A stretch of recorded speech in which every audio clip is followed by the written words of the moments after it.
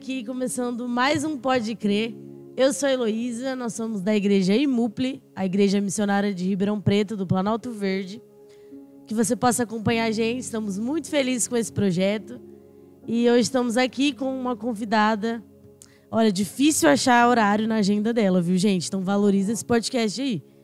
E hoje estamos aqui com a pastora Elisângela. Seja muito bem-vinda ao nosso podcast. Boa noite, Elô. Boa noite a todos. Eu acredito que vai ser um tempo legal aqui que nós vamos passar juntos, né? Sim, com certeza. Temos muito para falar, aprender, trocar muita ideia. Estou muito feliz com esse projeto. Seja bem-vinda. Como que chama o nosso projeto? Pode crer. Pode crer. Pode crer, Pode crer que vai ser bênção. Pode crer que vai ser uma bênção.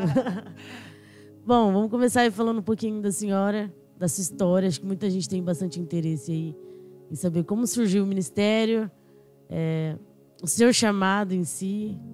Quem é você? Quantos anos? Quem sou eu? Nossa. Como vivem, o que comem?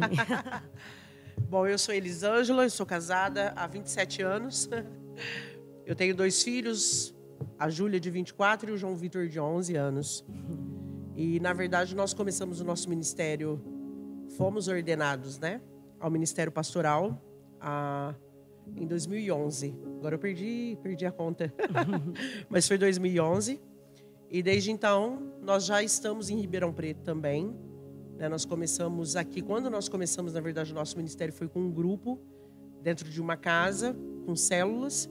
E isso foi crescendo, evoluindo e acabou se tornando uma igreja. Então, nós já estamos aqui em Ribeirão desde o ano de 2012. Na verdade, nós nos mudamos para Ribeirão Preto, em definitivo, porque antes nós morávamos em Brodowski. E o ministério iniciou nesse período também. Mas, assim, antes disso, acredito que por volta de uns 15 a 16 anos, a gente já tinha iniciado o nosso ministério com a questão de células. Demorou um tempo para que a gente fosse efetivado mesmo como ministério, igreja local aqui. Mas calma aí, antes de ser pastora, o que era que estava no seu coração? O que você pensava? Você quer saber sonhava, o que eu sonhava? Como era antes? O que eu sonhava, na verdade, assim, eu nunca busquei Tem pessoas que elas começam a trajetória cristã e elas já falam, eu tenho um sonho de ser pastor, de ser levita, de tal. Na verdade, eu me converti quando eu tinha 19 anos e o meu sonho, na verdade, era ser contadora. Mas hoje eu sou contadora de história da Bíblia, tá vendo? Tá vendo? Só mudou, não é contadora dos números, só mudou o ramo. Só mudou os ramos. Mas, na verdade, eu tinha um projeto de ser contadora, de ter um escritório de contabilidade e tudo mais. Mas Deus desenhou a história de outra forma e cá estou, hoje eu sou pastora. Estamos aí. Você estava falando que vocês eram de Brodowski, né? Como foi essa transição? Quando foi que vocês saíram de lá para vir para cá? O que aconteceu? Foi no ano de 2012. Como eu mencionei anteriormente, a gente tinha um grupo de pessoas, na verdade, que a gente fazia cultos nas casas. E depois de um tempo a gente alugou um espaço, que foi na Vila Tibério, que foi o nosso primeiro lugar que a gente foi estabelecido como igreja. E no ano de 2011, na verdade, eu descobri que eu estava grávida do João. E aí a gente já tinha definido que a gente ia mudar para Ribeirão Preto por conta da igreja, porque a gente congregava numa igreja em Brodowski, que a gente era líder do ministério da rede de casais da igreja. E nós fizemos todo o trâmite de mudança, que nós iríamos mudar e tal. E nesse intervalo eu descobri que eu estava grávida do João. Só que até aí tudo bem, foi um susto, porque a gente não esperava por outro filho. O João veio depois do pós-transplante, né, do pastor. E daí a gente não esperava por isso. Só que depois de 4 meses, quando eu fui fazer a ultrassom, nós descobrimos que o João tinha uma cardiopatia. E aí começou um outro processo na nossa vida. Porque a gente já estava com a proposta de mudar para Ribeirão Preto, de se estabelecer aqui em definitivo. E aí veio, assim, né, foi um choque muito grande para nós receber essa notícia no meio dessa transição toda que a gente estava. Muita coisa acontecendo. Só que aí, na gravidade, o qual foi apontado para nós realmente o diagnóstico, a forma com que o João ia ter que se estabelecer aqui com os cuidados que ele ia precisar, aí a gente já achou viável mesmo que a gente teria que vir para cá. Aqui tem mais opções, né? Que aqui teria, até porque eu já estava sendo acompanhada pelo HC. Então, daí a gente se mudou para cá em dezembro de 2012. Em março de 2013, o João nasceu. E aí entrou um processo de mudança e igreja, que nós viemos tudo para cá, todos, né, para cá. E também o processo hospitalar do João, que durou 3 meses de UTI, CTI, cirurgia, que foi a primeira etapa dele. Então foi tudo muito junto, Foi tudo muito junto. A nossa mudança para cá definitiva e a nossa... Também o nosso cuidado, né, que nós tivemos que ter com ele, foi tudo junto. Então foi um período bem assim, para falar para você, eu nem sei dizer assim, as pessoas falavam muito para mim, você não vai conseguir se adaptar a Ribeirão, a cidade é bem diferente, né, porque Brodowski é super tranquila. Mas na verdade, eu acho que a hora que o João saiu, que eu passei um processo, na verdade, em 2013, os primeiros meses ele ficou realmente 3 meses direto no hospital. Depois, com 9 meses, que foi em novembro, ele voltou para uma nova cirurgia. Então, ele veio para casa com alguns cuidados que a gente tinha que ter com ele e tal. E isso tudo a igreja funcionando, e a gente atendendo, fazendo culto e todas as programações normalmente. Claro que a gente tinha um grupo de pessoas também que nos ajudavam, né, na época. Mas a responsabilidade pastoral a gente não conseguiu se desvincular dela, né? Então, foi um ano bem pesado para nós, assim, o ano de 2013. Em novembro, ele fez a segunda etapa. E em dezembro, ele teve uma intercorrência, que ele teve um AVC hemorrágico no dia 27 de dezembro. E aí, a gente passou um ano bem complicado também. Ele foi para centro cirúrgico de emergência. Então, assim, o ano de 2013 não traz boas recordações. Foi um ano bem turbulento. Então, na verdade, eu não senti muito essa mudança da cidade, até porque entrou esse contexto que a gente estava vivenciando. Tudo junto, né? Tudo junto, então não consegui. Aproveitando dessa história, eu queria que você contasse pra gente um pouquinho sobre aquela história que você falou que uma mulher veio e falou com vocês um dia. Que vocês até entraram no banheiro pra orar e tudo, numa situação bem complicada. Eu queria que você contasse esse testemunho. Essa experiência que nós tivemos foi quando o João nasceu. Ele foi para o centro cirúrgico com 7 dias de vida. E, na verdade, assim, a cardiopatia do João ela é chamada de hipoplasia do ventrículo esquerdo. Então, eles não têm muitas chances e expectativa de vida, né, nas crianças que vêm com essa cardiopatia congênita. E aí, com 7 dias, ele foi para o centro cirúrgico fazer a primeira cirurgia. Essa cirurgia, no total, durou 12 horas. Mais ou menos com umas 8 horas, em torno de 8 horas e meia de cirurgia, eles anunciaram a gente no alto-falante lá da sala que você fica esperando. Só que nós tínhamos saído, porque eu tinha ficado o dia todo sem comer e a gente não tinha informação. E lá no HC, eu não sei se você conhece, né? Ou quem está assistindo conhece, tem um painel. Então, eles vão mostrando lá as horas que está em centro cirúrgico. Isso é a pior coisa. Porque o tempo passa, você não recebe notícia, o cronômetro roda e você está lá. É agoniante, né? É agoniante. Nós saímos, nesse intervalo que nós saímos para tomar um café, eles anunciaram para que a gente entrasse no centro cirúrgico, que eles precisavam falar com a gente, e nós não estávamos. Quando eu retornei, havia uma moça da cidade de Brodowski, que ela estava esperando pelo pai, e ela falou, olha, chamaram vocês, e vocês não estavam aqui. Aí nós fomos. Aí, quando nós chegamos no centro cirúrgico, a enfermeira do centro cirúrgico nos recepcionou e chamou a gente e disse, olha, na verdade, eles pediram para chamar vocês, porque a cirurgia já tinha sido terminada, já terminou há um tempo, e o João não conseguiu responder, ele não teve reação de voltar, porque essa cirurgia é uma cirurgia extracorpórea, né, que é aquela que o sangue vai todo para a máquina e fica ali, depois que termina ele volta. Então, assim, os riscos eram muito grandes, né, dessa cirurgia. E daí, ela disse assim para nós, olha, eles pediram para chamar vocês, porque eles já terminaram, mas o João não corresponde. Aí o meu esposo perguntou para ela, para a enfermeria agora, né? E ela falou, olha, dá mais um tempinho, que depois com certeza eles vão sair, né? Ela mencionou que era o cirurgião, o Dr. Walter, para falar com vocês. E a hora que nós fomos saindo, ela falou para nós assim, ó, paz. E daí nós olhamos e ela disse, ó, agora é com vocês e Deus. E nós entendemos. Ele tinha quanto tempo? Ele tinha 7 dias de vida. Meu Deus.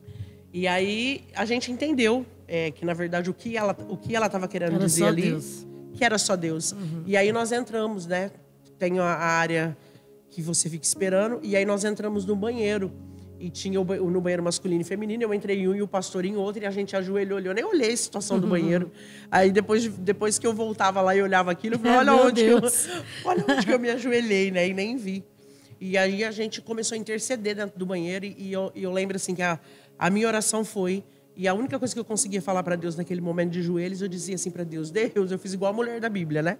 Eu não pedi essa criança, se o Senhor deu, Deus, sabe aquele momento assim, ó Deus, eu tô te colocando na parede, mas não é na parede, sabe?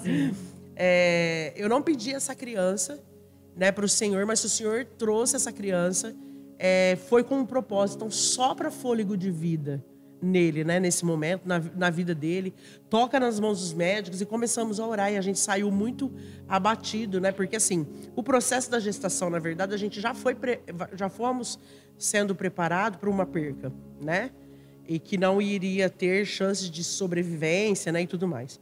Então, assim, foi um período bem complicado. Sim. Aí saímos e sentamos. A hora que eu sentei chorando, eu estava chorando muito, apareceu uma senhora e ela parou na minha frente.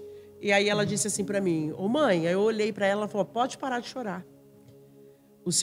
Aí ela disse essas palavras para mim, talvez você nunca mais vai me ver, só que guarde isso que eu vou te falar, o seu filho, ele não vai morrer, ele vai viver e o testemunho dele vai impactar muitas vidas, pode acalmar o seu coração. E essa mulher sumiu. E aí realmente depois que ela falou isso, veio um refrigério, sabe? No coração e ela saiu e ela desapareceu. Só que eu não tive ciência do que aconteceu ali naquele momento. Aí passou algum tempo, ainda se passaram mais 2 horas depois de todo esse processo. O pessoal veio do centro cirúrgico, abriu e o João pediu para a gente subir, habilitou ele no CTI, né? E aí começou o processo de pós-operatório mesmo do João, tudo isso. Só que depois eu fui me dar conta, na verdade, é que Deus mandou um anjo para falar comigo naquela hora. Né? Eu tenho certeza e convicção disso. Porque durante esse período todo, o João ainda acompanha pelo HC e eu ando pelos corredores, por tudo que a gente faz, nunca mais eu vi ela, né? Então aí eu me lembrei depois, assim, mais calma, gente, mais ciente de tudo que tinha acontecido, que realmente foi a graça de Deus que nos visitou ali naquele momento. Então eu tenho certeza que foi um anjo, porque eu realmente nunca mais vi aquela mulher, né? E aí nós passamos por esse processo, por essa experiência, e não só essa, como outras mesmo, né? Dentro do hospital. Foi um tempo onde Deus nos proporcionou também conhecer muitos pais, muitas pessoas que a gente conseguiu orar, muitas famílias que a gente esteve junto. Tem uma família que é o Átila e a Jerusa, que são de Ituveravas, que ele tem uma cardiopatia também. A gente desenvolveu uma amizade, até hoje a gente troca mensagem pelo WhatsApp, se encontra no HC, né? São momentos que Deus acaba nos forjando. É ruim passar por essa situação, mas tenho certeza que até a sua fé, a fé de vocês ali, com certeza deve ter fortalecido mais. São esses momentos que nos forjam mesmo, né? São testemunhos da nossa história. Na hora que a gente tá passando é muito difícil, mas depois quando a gente olha tudo que Deus fez e faz no processo, e até nisso existe generosidade de Deus, né? Sim. Porque poderia ser só uma batalha só. Só. Mas não, a gente tira lições dali. Deus é muito generoso mesmo. Foi um processo bem difícil, mas o João tá aí, graças a Deus. Cantando, tocando, né? Pra glória de Deus. Deus mudou a sorte. Mas depois a gente pode fazer um podcast e a gente entrar em detalhes mais aprofundados, né? Porque tem muitas coisas. Teve a questão do AVC, né? Que também foi de uma hora para outra, muitos laudos negativos, muitas coisas que poderiam não ter acontecido, né? E na verdade o João ele é um vitorioso mesmo, né? Sabemos que isso foi realmente de Deus, mas nós temos essa história aí. Dá para gravar só com isso, só com o testemunho. Dá para gravar só com o testemunho dele e do pastor. Vai gravar do pastor também, muito bom, né? E nesse processo todo também, pastor, eu acredito que o emocional de vocês deve ter ficado muito abalado, né? Sim. Se a gente tem que aprender a tratar o nosso emocional. Não é nem só a fé, né? Mas é tudo que passa na cabeça. Às vezes acaba abalando um pouco. Dependendo de quem for, acaba se abalando, desanima da igreja. Parece bobeira, mas não é. Às vezes tem muita gente que acaba desanimando até mesmo disso. Você comentou que durante essa transição, vocês permaneceram com os compromissos da igreja. Sim. E não é fácil. Não é nem um pouco fácil, né? Assim, o João, na verdade, ele teve um parto induzido, até por conta da proposta cirúrgica. E o João nasceu numa segunda-feira. E na quarta-feira eu estava em casa e o João ficou hospitalizado. E no domingo da frente eu já estava no culto. Sim. Né? Porque eu falei, o que eu vou ficar fazendo em casa? Né? Eu não tenho neném, eu não tenho neném para cuidar, né? Não tenho neném para cuidar porque o neném está no hospital. Eu vou ficar fazendo o quê? O pastor tinha que ir para a igreja. Então, na verdade, assim, nós passamos a gente sempre diz assim, eu sempre digo isso para o pastor, assim, eu acho que nós tínhamos todos os motivos do mundo para dizer não. Sim. Sabe, até na época, quando a gente descobriu o nosso antigo pastor, ele disse para nós na época, vocês realmente ainda vão mudar para Ribeirão? E a gente disse, agora que a gente tem que mudar, porque nós precisamos, né? Estar lá para que realmente as coisas sejam melhores, o meu atendimento seja melhor, seja mais ágil, né? Para tudo aquilo que o João precisava. Mas nós não abandonamos. E uma das coisas que eu acho assim que a gente só prevaleceu mesmo, não é nem por conta das atividades, porque muitas vezes as pessoas, elas trocam muito isso, né? Elas acham que você fazer as coisas para a igreja mantém você em Deus, né? Mas existe o coletivo de você saber que você está na igreja fazendo algo e isso vai fortalecer a sua fé. Isso vai determinar que você consiga vencer essas batalhas. Porque você é ministrado através de um louvor, né? Um irmão vem falar com você, ele te dá uma palavra que vai te encorajar. Ele te abraça, ele se preocupa, ele te manda uma mensagem, ele liga para você. Então, isso faz parte do processo quando a gente está passando, né? Então, assim, foi primordial para nós. As atividades foram mantidas, a igreja aconteceu normalmente. Eu me lembro que o dia que o João teve alta, depois desses 3 meses, a gente estava com um congresso de mulheres agendado na igreja normalmente. E eu fui pro congresso com o João dentro do carrinho, né? E a vida seguiu, a obra continuou e nós realmente não paralisamos por conta da situação que a gente estava. Sim. Agora, assim, emocionalmente, existe um desgaste e que a gente sabe que realmente foi... Nós só vencemos tudo isso pela graça de Deus. Porque não é fácil. Quando você lida com filho é diferente. Eu passei o processo com o pastor dos 10 anos dele dialisando. Claro que eu sofri, eu tinha medo de perder, né? Medo, todas as intercorrências também que ele teve pelo meio do processo. Mas com o filho é diferente, o sentimento é diferente, a preocupação é diferente. E nessa época também a gente tinha a Júlia com 13 anos. E muitas vezes a gente ia para o hospital, a Júlia ficava em casa, né, sozinha, e aí a nossa cabeça estava no hospital, mas estava com ela em casa como que ela estava, né? Então assim, foram muitas situações que foi envolvendo a gente nesse período aí. Eu ia perguntar mesmo da Júlia, porque ela não também ela era pequena, né? Sim. E no meio de tudo isso. Mas tá aí agora os dois. Estão os dois. Tudo mas passa, a Júlia ela passou uma barra assim bem complicada, né? Porque aquela coisa tipo, eu recebi um irmão que ninguém estava esperando. Né, eu acho que para ela foi muito difícil porque ela vivenciou a enfermidade do pai durante um tempo, durante a infância dela toda, porque ela tinha 8 meses, né? Quando foi descoberta o processo do problema renal do pai. E aí depois, quando o pai faz o transplante, agora a vida vai ser feliz, certo, né? Tá tudo certo, agora eu ganho um irmão e de repente a gente passa por tudo isso.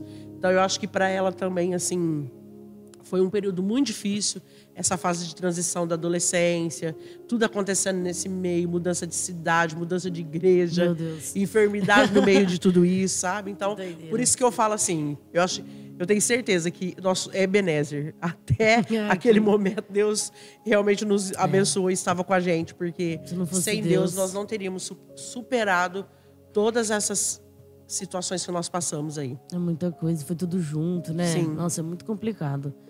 Mas tudo passou, né? Graças a Deus. Os dois estão aí também servindo juntos. Tudo passa, né? Deus continua sendo bom.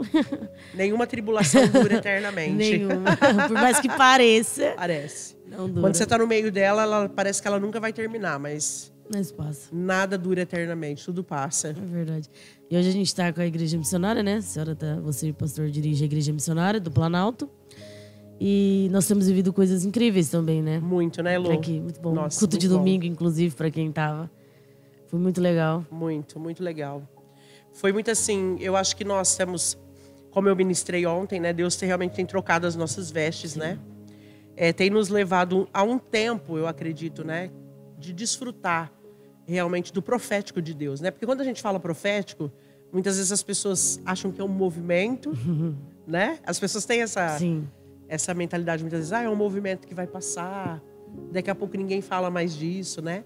Mas quando você vai para a Escritura, você vai para a Bíblia, você vai ver que o profético ele faz parte do princípio de todas as coisas, né? Sim. Então, assim, eu acho que como igreja nós estamos realmente vivendo um tempo, temos sonhado junto, um tempo realmente de alinhamento, né? Até porque a gente veio também depois daquele pós-pandemia, né? Nossa, foi difícil voltar, difícil voltar, se estabilizar, saber se vai, não fica, o que vai acontecer com as igrejas, né? Até hoje, né, falando sobre um pouco a pandemia, até hoje tem empresa, tem igreja que não conseguiu voltar. Não. Acabou quebrando muita coisa, né? Muitas empresas transicionou realmente o trabalho home office, né? E eu vejo assim que no meio dessa perca da pandemia, no meio da pandemia, na verdade, houve-se uma perca, né? As pessoas também, elas acabaram... Muitos não conseguiram voltar mais para as igrejas, não conseguiram mais congregar, né? Muitos é por medo mesmo, ainda muita insegurança. E outras você vê que, na verdade, o diabo, muitas vezes, no meio desse intervalo todo, também já trouxe, né? Aqueles que já não estavam muito fundamentados, já foi o exemplo para tudo.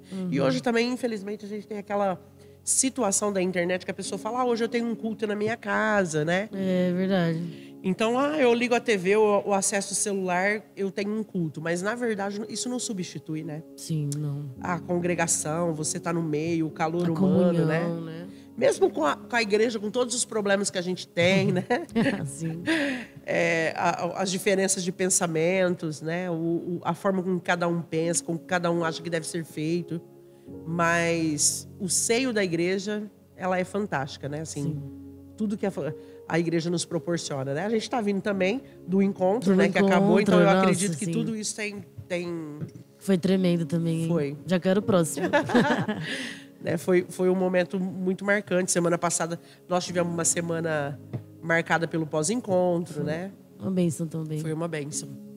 E sobre o negócio da pandemia também, eu tava vendo esses dias sobre o emocional. Muita gente, né, também acabou desenvolvendo mais ainda a questão de ansiedade, crise de pânico, né? A gente já tem um ranking muito grande aqui no Brasil, né? Sim. Mas pós-pandemia, esse número cresceu mais ainda.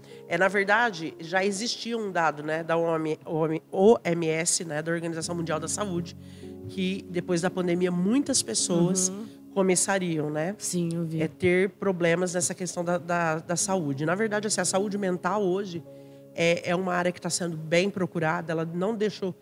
Porque antes as pessoas tinham aquele conceito. Eu não preciso porque eu não sou maluco. Sim, né? Ou senão Deus vai me curar. Senão Deus vai me curar. Porque a gente também tem essa questão dentro da igreja, né? De tipo, não que a fé não seja válida. Mas o mais importante é a gente reconhecer que existem momentos que existe o fator espiritual e existe o fator clínico que precisa ser abordado, tratado e olhado com outros olhos, né? Então, na verdade, eu acho que a pandemia, na verdade, eu não acredito que foi só por ela em si, tudo que aconteceu. Mas, na verdade, foi aquele start inicial que levou muitas pessoas, até a própria organização da saúde, os médicos, psiquiatras, a também hoje começar a trabalhar dentro de propostas realmente, né, melhores, mais adequadas para aquilo que a população, de uma certa forma, tem necessitado. Sim. Principalmente nessa questão de saúde emocional, né, baseada em tudo que as pessoas vivenciam também. A gente tem costume de cuidar de tudo que é parte do nosso corpo, menos da mente. Sim. Menos da mente. É um preconceito, sabe? De que às vezes é igual eu falei, né? Brincando, mas é verdade, infelizmente. Tem gente que pensa, Deus vai me curar, né? E existem os dois extremos, né? Tanto da igreja quanto realmente da terapia, né? Sim. Deus capacita o profissional para isso, mas infelizmente a nossa geração agora tá até que melhorando um pouco, né? O pessoal tá se abrindo mais para isso. Sim. Eu vejo assim, Elô, a nossa geração, digo a nossa assim, a nossa geração é uma geração mais aberta para isso. É uma geração que entende essa questão, né? Tipo, voltando um pouco no que eu falei lá atrás, por exemplo, quando o pastor tinha um problema renal, nós participamos de um evento e nós recebemos uma palavra nesse evento. Um pastor orou por ele, porque nesse período que ele ficou dialisando, ele não fazia xixi. Então, existem pacientes, quando eles estão em diálise, que eles fazem xixi normalmente. Existem outros que não. Então, o pastor ficou durante 10 anos sem fazer xixi. Meu Deus. E em um desses congressos, nós recebemos uma palavra do pastor que estava ministrando. E ele disse assim, você vai ser curado. E quando nós voltamos, e foi imediato porque ele teve vontade de fazer xixi, ele foi no banheiro e ele fez xixi. Então veio uma expectativa dentro do nosso coração naquele momento. Não, e a cura veio, e os irmãos que estavam com a gente, todos nós celebramos aquilo naquele momento. Não, tal. Só que quando ele chegou na segunda-feira, que ele foi à clínica que ele fazia hemodiálise, ele contou isso para o médico. E o médico foi muito sábio nesse momento. Ele disse, olha, Mardoni, eu respeito a sua fé, a fé que você professa, só que eu só posso te dar desse tratamento o dia que eu fizer um exame e comprovar que os seus rins voltaram a funcionar. Eu não posso fazer isso. E aí ele fez isso, ele até pediu os exames e tal, ele falou, ó, continua dentro do mesmo padrão. Porque muitas vezes também a gente tem essa mentalidade como cristão. Deus nos dá uma palavra de cura, mas ele não diz como vai curar. Sim, é verdade. Né? Porque muitas vezes a gente coloca sempre, tipo assim, uma mentalidade, ó, eu recebi uma palavra de cura, mas qual o caminho que Deus vai usar para trazer a cura e estabelecer a vontade dele, né? Então, usando esse gancho aqui, é muito isso. Muitas vezes as pessoas, elas não conseguem compreender qual é o propósito que Deus vai usar. De repente, Deus vai usar e vai trazer cura num culto, vai restaurar, vai tocar, mas de repente Deus vai usar a vida de um profissional, não é? Vai usar a vida de um profissional para que aquele profissional, ele seja uma fonte de apoio e tal. O João, eu passei uma experiência com ele, vai e volta, a gente volta no assunto. Passei uma experiência com ele que quando ele saiu do hospital, da segunda cirurgia cardíaca, ele teve que fazer uso de um anticoagulante que era subcutâneo. E tinha que aplicar na perninha dele, na coxa, toda noite. E aí era um sofrimento, porque ele chorava muito. Aquela agulhinha, igual a agulhinha de insulina, e a gente mesmo que tinha que fazer em casa, né? E era muito, muito sofrido. E todas as noites, quando eu aplicava aquele medicamento, eu falava para ele, calma, João, calma, que isso vai passar. Daqui uns dias você não vai fazer mais uso disso, né? E eu falava, em nome de Jesus, você não vai fazer mais uso disso. Um belo dia, eu acabei de fazer a aplicação, o João empolou. Da hora pro outro, ficou vermelho e tal. Daí eu já tinha antialérgico em casa, entrei com antialérgico. No outro dia, liguei pro cardiologista, ele falou, pode suspender que ele ficou alérgico. E aí, a partir disso, ele não levou mais picada. Eu não tive mais que aplicar, né?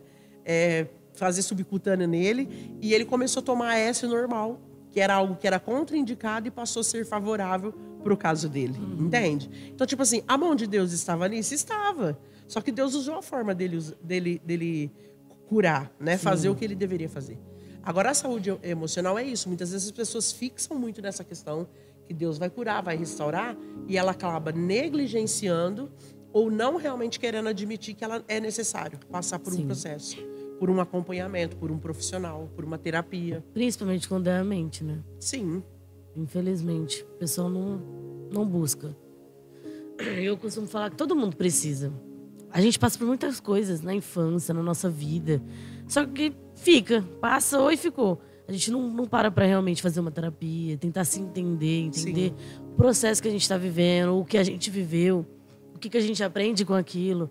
Raramente a gente procura isso, né? Mas se for ver, acho que todo mundo tinha que fazer uma terapia. Na verdade, todos tinham que fazer. É muito bom. Todos tinham, porque na verdade você precisa que alguém te ouça. Na verdade, assim, porque, por exemplo... eu vi uma frase que fala assim, um dia você vai encontrar alguém que vai te entender em tudo. Ela vai cobrar R$200 a hora. Exatamente. E é isso. É isso que eu ia te falar, porque na verdade, principalmente a gente que é casada, a gente sempre vai tentar fazer terapia primeiro com o marido, ou o marido com a esposa. E a gente sabe que isso vai dar ruim. A terapia entre casais, de um entender o outro, a gente já sabe que não funciona. Cada um pensa de um jeito e não dá. Ou cada um de nós vamos ter um amigo do peito que você fala e vai te ouvir, mas na verdade, o amigo do peito, ele sempre também vai ouvir e ter uma opinião dele. A terapia vai te conduzir a saber quem é você, né? Então tem estratégias. Por mais que você converse com o seu amigo, que você tenha alguém que te ouve, a terapia vai te conduzir a você olhar para você, fazer uma introspectiva de quem você é, quais são as áreas que você precisa abordar, as áreas que precisam ser cuidadas, né? As áreas que você precisa ser trabalhada. Então, a terapia já é outro caminho, né? E a senhora, inclusive, está fazendo um curso de, como que é? Capacitação. Eu estou fazendo um curso de capacitação em psicanálise. Espero, em nome de Jesus, acabar. Amém. Agora, foi até tempo? agosto. Agosto, setembro, 2 anos vai fazer já. 2 anos? Que eu estou fazendo. Meu Deus, não parece que faz tudo isso. Não parece, né?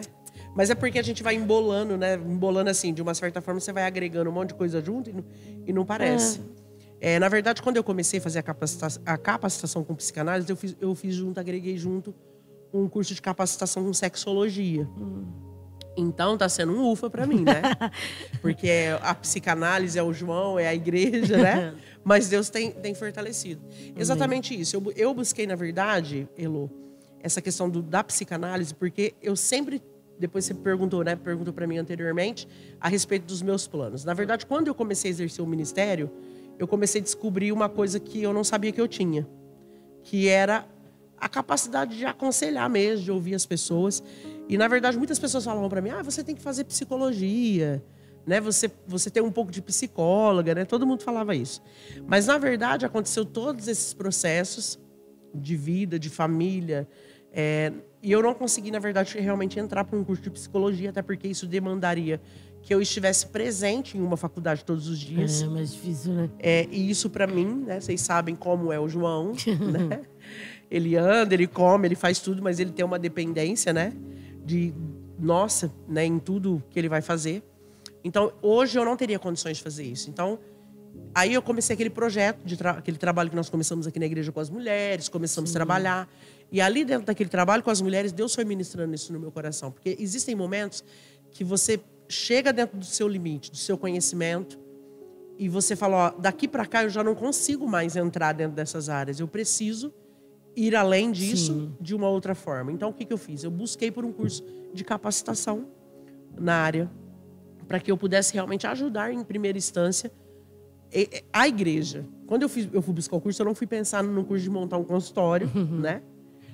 Eu fiz realmente esse curso pensando realmente na demanda da igreja, nas mulheres que precisavam ser atendidas, que né? Juntar os dois, né? Espiritual e assistidas, e conseguir trabalhar essa área junto. Então eu busquei esse curso exatamente por isso. Mas eu também ainda não descarto a possibilidade de fazer uma faculdade de psicologia, porque é uma área que eu tenho cada dia mais me apaixonado, né, por elas. Então, agora eu estou fazendo algumas aulas de capacitação dentro da área terapêutica também.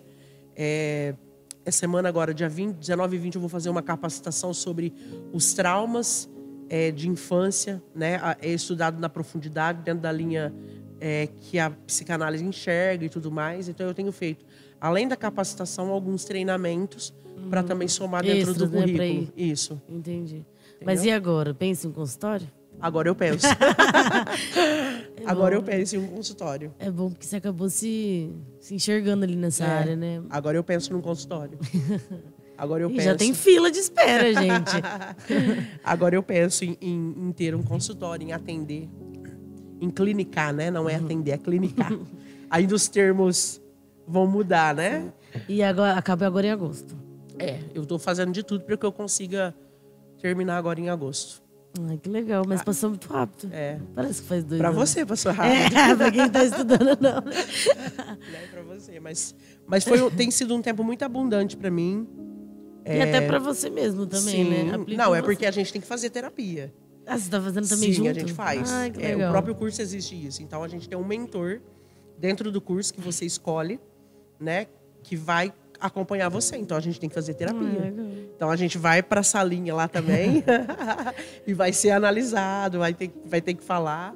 Aí foi bom por isso, porque aí eu já consegui colocar os fantasmas que já tinha na minha vida para fora, entendeu? Tudo. Todo mundo Muito tem bom. os fantasmas. Mas todo terapeuta, todo psicólogo, ele tem que fazer terapia. Entendi, legal. Tem que fazer. Imagina, é só você pensar assim, você recebe toda a carga, ouve todas as pessoas falar, para onde que vai? Fica retido sobre você, né? Então, o que você tem que pensar? E você tem que despejar isso. Então, a gente precisa fazer terapia. Né? A senhora também fez um trabalho aí nas quintas-feiras, né? No nosso culto de quinta. Uma série sobre isso, né? Sobre saúde emocional, que, nossa, foi muito bom. A gente pôde observar como a igreja tem reagido com isso. Né? Muitas pessoas realmente se abrindo, sendo tocadas realmente para que Deus cure, venha realmente curar, restaurar, né? Sim. Foi um projeto bem legal aí. Foram 4 semanas, né? Nós fizemos 4 semanas, né, no mês de maio. 4 semanas. Sobre saúde emocional e saúde espiritual. Sim. Eu também percebi muito isso, assim, mas o que me chamou a atenção durante essa série que nós fizemos foi exatamente os homens, né? Então, eu ia falar, eles mais fechados ainda que nós, né? Sim. Para isso, para essa área. Até porque a gente já tinha aquela proposta de trabalho com mulheres, né, na terça-feira, que a gente se reunia aqui, né, durante as semanas para trabalhar essas áreas. Foi aí, inclusive, que a senhora começou a se identificar, né, com essa questão. Foi. Com esse trabalho de terça-feira. Foi.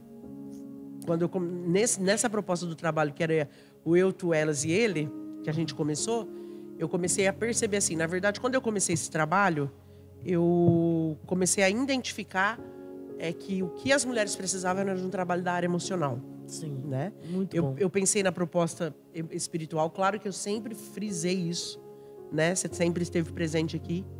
Mas eu comecei a perceber. Então, foi nessas questões mesmo do trabalho de terça-feira que me despertou para essa importância e a necessidade de ter um conhecimento maior para poder fazer esse trabalho.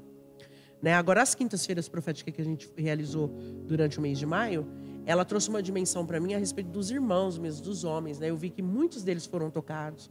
Alguns homens me procuraram depois e falaram: olha, pastora, exatamente isso que você relatou, que você pontuou é algo que realmente aconteceu comigo, aconteceu na minha infância. Eu vejo que hoje eu ainda sou preso por essas coisas, por circunstâncias que aconteceram. Então foi muito gratificante assim para mim.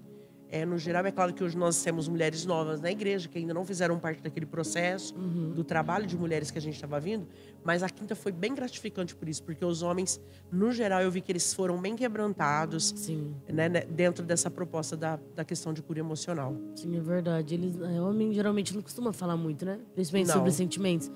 Então, realmente foi um tempo muito precioso para eles se identificarem, poder chorar, conversar. Sim. É que o homem é aquela situação, você tem que decodificar ele, né? Eles falam um pouco, mas no pouco que eles falam, eles já falam o tudo. Sim. Né? Tem muito isso. Só de já terem te procurado já é um... eles não ficam... É porque a mulher é a detalhista, então você detalha tudo, você vai contar todas as coisas. Mas homem, no pouco que ele fala, ele já relata o que ele quer falar. Sim. Então é nesse momento que você precisa extrair, né? Realmente deles. Mas assim, eu fiquei muito surpresa com o fato deles terem procurado, terem se aberto e terem realmente dito, né? De áreas que eles precisavam realmente. A gente tem que tentar trazer esse tema bastante para a igreja no geral, né? Não só nessas 4 quintas-feiras, mas tem tentado falar bastante sobre isso. Sim. Inclusive com o projeto que vai voltar, né? Das mulheres. Já tá para voltar. Em nome de Jesus, nós precisamos. Sim. Mas acredito que a igreja tem reagido muito bem mesmo. É igual eu falei, né? A nossa geração tem precisado muito disso. Nós somos realmente uma geração muito ansiosa, né? Muita crise de pânico, depressão. Infelizmente, no Brasil, o número só aumenta. E a igreja, ela tem que estar dentro disso, né? Sim. A igreja realmente é um remédio para isso, né? Então, como que a senhora tem sentido isso também? Como que a igreja tem reagido durante esses tempos? É o que eu te falei, eu acho que houve uma mudança, né? O passar do tempo, as igrejas, elas se abriram para isso. Porque até então, a igreja, ela tratava, alguns anos atrás, problemas emocionais como problemas espirituais. Sim. Né? Então, muitas vezes você ficava ali com uma pessoa, você acompanhava, você ministrava a palavra sobre a vida dela, você mostrava a verdade e nada mudava, porque na verdade o problema dela não era um problema relacionado à espiritual. Então, assim, eu tenho tentado tomar muito cuidado, Elô, porque assim, eu gosto muito de me mover no profético também, né? Eu brinco com vocês aqui na igreja, que eu acho que eu tenho uma raiz assembleiana sem saber, né? Dentro de mim, porque eu gosto desses moveres, eu gosto de participar dessa questão do mover. Eu acho lindo quando Deus toca, quando as pessoas são quebrantadas no espírito, né? Sim. Então, assim, quando você vem para a área profissional, você tem que trabalhar o racional. Eu tenho que ser racional, que isso aqui é uma garrafa de água, entendeu? Então, assim, é uma coisa assim que eu tenho tentado trabalhar muito comigo mesmo, para não me tornar uma pessoa assim, entrar só dentro da área de análise racional e perder o espiritual, sabe? Porque eu não quero perder o espiritual, que nem a manifestação que a gente teve aqui ontem, né? Tudo que Deus fez, tudo que Deus moveu. Eu acho que tudo isso é muito importante e é necessário. Tem que achar um equilíbrio, né? Exatamente. Então, assim, a minha preocupação tem sido essa, eu tenho orado acerca disso. Tenho orado assim para que Deus traga um equilíbrio, para que eu tenha o domínio realmente de ter o que é racional para o momento racional, para aquilo que precisa ser analisado daquela forma, mas não me abster daquilo que o Espírito Santo quer fazer. Sim. Né? Porque eu entendo também que aquilo que o homem não pode tocar, é só Deus que vai tocar. É aí que Deus entra. É aí que Deus entra. Então, assim, eu tenho experimentado muito isso. De você ministrar sobre a vida da pessoa, levar ela a entender que ela está passando por um problema, que ela precisa ser assistida, que ela precisa de uma terapia, só que você ter um discernimento através do Espírito Santo que não é só isso, né? Porque muitas vezes também, principalmente como pastores, a gente não pode só pegar uma pessoa, trazer para ela uma indicação de que ela precisa de uma terapia, um acompanhamento clínico e esquecer o lado espiritual dela. Sim. Porque aí a gente também pode cometer um erro de deixar a pessoa, na verdade, se tornar racional. Mas por que se o poder de Deus estivesse nessa situação, ele também não teria poder de me curar? Então, essas duas áreas, para mim, né, é uma opinião minha, elas têm que caminhar em conjunto. Sim. Não posso esquecer que eu sou pastora, eu não posso esquecer que Deus me comissionou, que Deus me vocacionou como uma pastora em primeiro lugar, né? Eu sempre falo muito isso para as pessoas. Que as pessoas falam, e agora? Você vai ser psicanalista? Então eu sempre digo assim, antes de ser psicanalista, Deus me vocacionou ao chamado pastoral. Isso para mim é muito profundo, entendeu? Então eu acho muito... Eu acho que antes das pessoas me perguntarem o que você é, eu acho que eu não vou conseguir dizer, eu sou uma psicanalista. Sim. Entendeu? Primeiro, assim, né? Eu sou uma psicanalista. Eu não sei, eu ainda não administrei isso. Porque o Mardoni fala isso muito por mim. Sabe, porque eu amo a obra de Deus, assim, eu amo a igreja, eu amo estar na igreja, eu amo fazer as coisas da igreja. Então, assim, a vocação eu acho que é uma coisa que está no meu DNA, né? Eu não faço só porque nem muitas vezes as pessoas falam para mim que eu sou proativa, né? Que eu sou uma pessoa proativa, que eu faço, não, eu entendo isso como algo que foi vocacionado para minha pessoa, a forma que Deus me chamou mesmo para ser. Então, o que eu busco dentro disso, do curso de capacitação, é realmente me tornar alguém capaz de entender áreas que humanamente eu não conseguiria entender, mas nunca me abster da presença do Espírito Santo, daquilo que eu acredito, da fé que eu professo, daquilo que a Bíblia diz a respeito de cura. Sim. Entendeu? Porque, na verdade, a minha casa é uma casa de milagres. Então, eu acho que eu nunca vou conseguir me desvincular disso, como a experiência que eu contei aqui no começo. Então, assim, eu não vou conseguir me desvincular de dizer que eu acredito em milagres, eu acredito que Deus é capaz de fazer, que Ele é capaz de restaurar, que Ele é capaz de libertar as pessoas, mas eu também sei que clinicamente nós precisamos ser assistidos por um profissional, examinado de uma melhor forma, né? Então, para mim, eu acho que essas duas áreas elas vão caminhar juntas. E é isso que eu tenho buscado realmente. E esse conjunto é perfeito. Muito bom mesmo, né? Então, assim, eu acho que é essa a importância. Eu acho que a gente precisa valorizar, mesmo nós como pastores, valorizar isso. Cada um dentro da sua área. Porque aí entra a questão dos 5 ministérios também, né? Sim. Que eles precisam ser da onde eu não consigo, o outro vai, o outro acessa. Né? E Deus vai trabalhando nessa multiforme, a graça dele dentro da igreja. Agora, o conhecimento, ele traz a expansão, né? Você juntar isso com a presença de Deus e a pessoa ter uma abertura para isso, não tem como a pessoa não ser curada. É verdade. Entendeu? Ela pode até ter uma dificuldade clínica, né, a respeito disso, mas se ela tiver uma fé que através de uma terapia, através da palavra de Deus, da presença de Deus sobre a vida dela, a chance dela ser... Isso já é comprovado cientificamente, né? Que a pessoa, quando ela passa por um problema de enfermidade e ela aplica a fé, ela se recupera muito fácil. Né? Então isso só é uma prova para nós que fé e ciência caminham juntos. Caminham juntos, né? Verdade. Por mais que muitas vezes digam-se que não, mas na minha linha de concepção e de entendimento, isso para mim é válido. Então, o que eu tenho buscado é isso, é um conhecimento, é ampliar os meus conhecimentos, mas jamais negligenciar, tipo assim, ou deixar de lado a vocação, deixar Primeiro de lado... pastora. Né? Eu acho que eu sempre vou falar isso. Esses dias eu brinquei, eu falei, gente, eu acho que eu não vou conseguir falar, né? Eu acho que eu sempre vou falar, não, eu sou pastora, mas eu tenho uma capacitação em psicanálise, né? Eu acho que eu não vou conseguir colocar, pelo menos agora, primeiro. Né? Eu não sou psicanalista, né? Na frente aí, na questão aí do chamado, né? É verdade. Mas só o tempo vai dizer e vai administrar essa situação aí. E a gente tem muita história pra contar, né? Não vai caber tudo nesse podcast. Não. Vai ter que deixar pra outro. Tem um testemunho do pastor também, muito legal. Dá pra gente compartilhar, fazer um podcast sobre milagres, sobre testemunhos. Sim. Né? Mas que bom que foi te ouvir, passar esse tempo aqui com você. Foi um prazer. Vou sair daqui com certeza com muitos aprendizados. Quer deixar algum recado, pessoal? Sim, eu quero deixar o meu agradecimento por essa oportunidade, né, de nós estarmos aqui. Curta aí o nosso podcast, compartilhe, né? Nos ajude. Compartilhe com alguém que precisa. Dê um joinha, né? Compartilhe com alguém que precisa, mas o nosso objetivo no podcast realmente é esclarecer dúvidas. Ainda tem algumas coisas que, por conta que eu ainda não tenho a capacitação, eu não posso responder ainda, né? Como psicanálise, tem psicanalista, né? Tem todo esse desenrolar ainda. Mas depois a gente pode em breve entrar e abordar temas mais, né? Mais profundos dentro dessa área. Mas realmente que Deus possa nos permitir outros podcasts, que a gente venha contar as experiências, né? O que a gente vivenciou também com as mulheres é muito importante. Sim, terça-feira. Né? Pode até chamar algumas também. Vai ser bem legal. Bem legal. A gente pode fazer uma roda de conversa com elas aqui, bater um papo, cada um falar da sua experiência. Mas é isso, foi muito bom estar aqui. Né? Se alguém quiser patrocinar também, gente, fica à vontade. Mas é isso, curta, compartilhe bastante. Aquele amigo que você lembrou, já envia para ele poder acompanhar, assistir.